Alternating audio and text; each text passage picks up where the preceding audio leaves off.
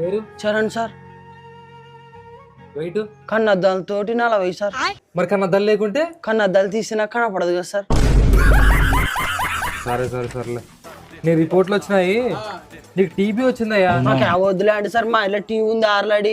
నాకు ఒక గన్ ఇస్తారా? ఏ టీవీ అంటే ఆ టీవీ కాదు, టీబీ వచ్చేది నీకు.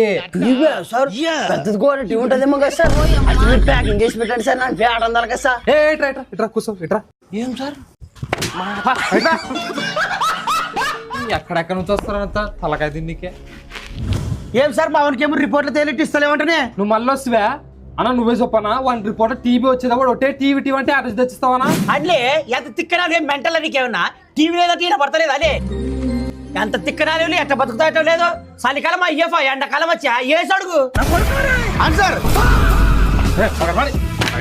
పండగ నా నెత్తికి వస్తారంతా.